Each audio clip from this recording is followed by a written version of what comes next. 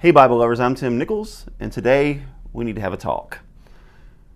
I've reviewed a lot of rebinds, and I have promoted a lot of rebinders. And I have my favorites, I have those that I love, and I have those that I've supported, and fortunately, a couple of those have run into some trouble.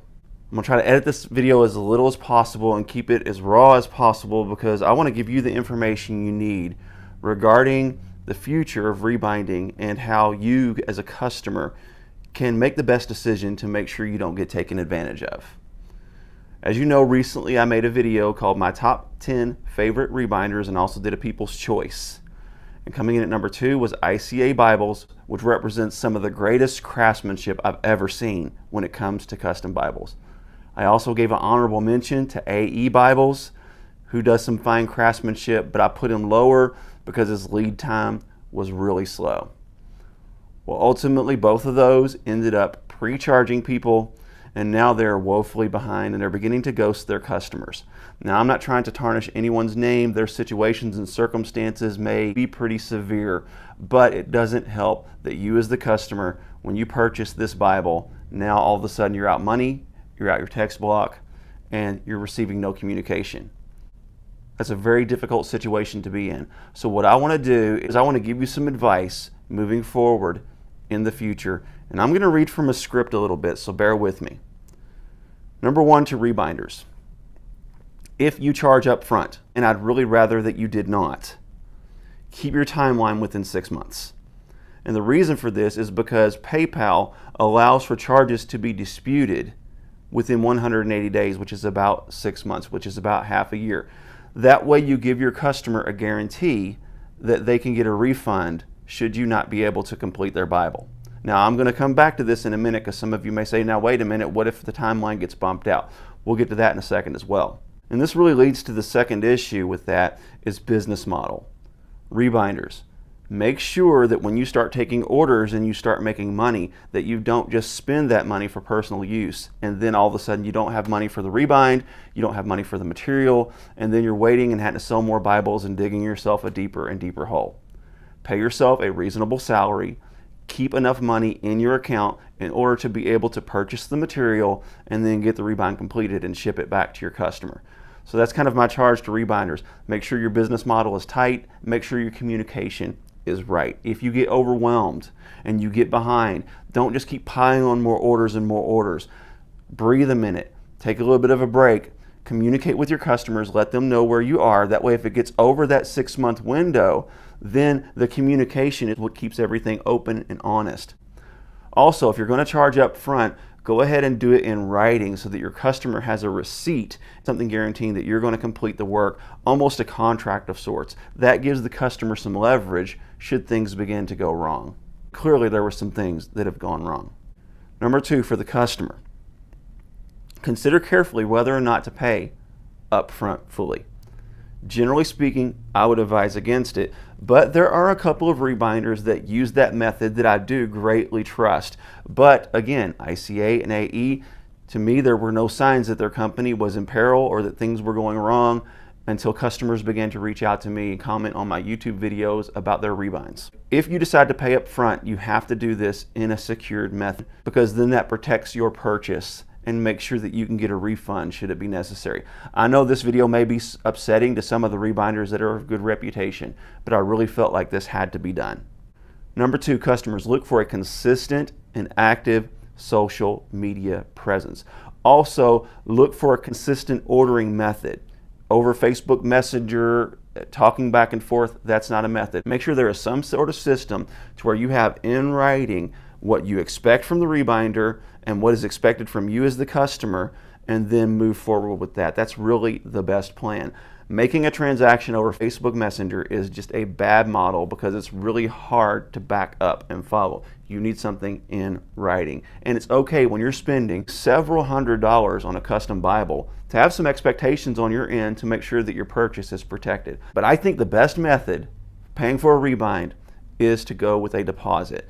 And what that does is that gives the rebinder the money they need to go ahead and get the project started, and it gives you as the customer some leverage by owing them some money once the project is completed.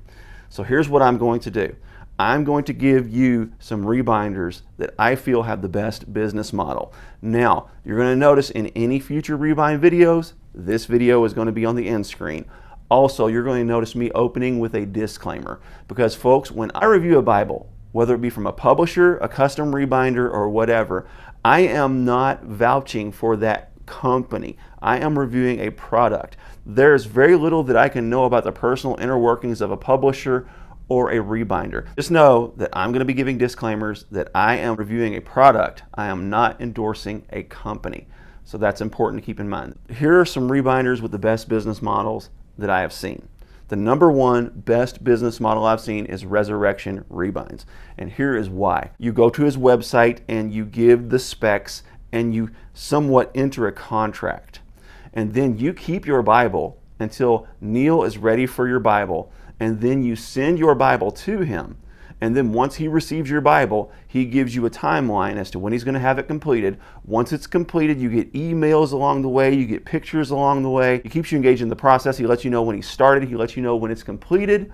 And then when it's completed, you pay an invoice for the full amount, and then he sends you your Bible. That is a phenomenal method because you know your Bible's completed before you pay for it. Another great business model is Logos. Logos Rebinding with Daniel Thrailkill.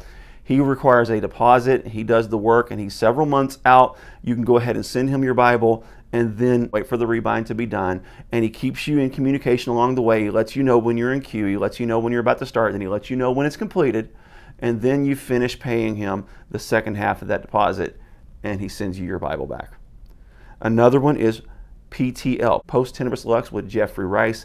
His business model is polished, outstanding through a website. You do everything through a contract, you pay a deposit, and then you finish paying at the end. Redbird Rebinds has an amazing process. He communicates well, he only requires a deposit, and then when the Bible is completed, you go ahead and pay. Here's a couple of others. Floresh Bibles. Now, I love Floresh Bibles, but she does charge full price up front. But she does have a website. There is a process that you fill out the specifications and you enter somewhat of a contract, and then she communicates with you. Her social media presence is stellar. Her business model is sharp. She's got a background in business and she's really able to handle this. That is 5 rebinders that I trust. Now, those aren't the only 5 that I trust. Those are just the ones where I had the best experience from a contractual, because many of these I have purchased rebinds from that I'm recommending to you. I have bought from them. I know how their business process works, and I know how they operate, and I know how they communicate. This wasn't just a review thing, even though I make videos of pretty much every rebind that I receive. So my caution to each of you is to be aware of what you're getting into. Make sure that you communicate well, make sure that you understand the expectations, make sure that you understand the timeline. And then one last little bit of advice, and this is for the rebinders and for the customer. Go ahead and let your customers keep their text block until you're actually ready for their Bible and it's in queue. Why keep their rare Bible or possibly their daily Bible kind of locked away while you're waiting for it to get in queue when they can go ahead and keep it? And it also kind of serves as a little bit of protection for the customer, where you're guaranteed not to lose your text block along with the work. But ultimately, I would advocate using a deposit. That is my favorite business model. However, I do recognize that those that charge up front do have good motives, they do have good reasons, and Floresh has a good business model. But again, if you pay up front, use PayPal goods and services. Also, try and negotiate with the rebinder to have that thing done in 6 months. Now, if they get behind, don't go demanding a refund and getting all crazy with them, as long as they're in communication with you. Communication goes a long way. Rebinders. Communicate with your customers. They want to be involved in the process. If they message you, I know that it can get complicated, but it doesn't take a long time to shoot them a quick message back, say, hey, I'm in the middle of something, I'll get back with you later, but just know that you're in queue and we've got you on the schedule and we're going to get to you. We're running a little bit behind if that happens to be the case, and get them a new set date so that they can know what's going on. I hated making this video, but I felt that it was necessary because the platform that I've been given, I am so thankful for your trust. I appreciate you taking time to watch this very difficult to make video. God bless you. Keep calm. Jesus on. This is your Nicholsworth.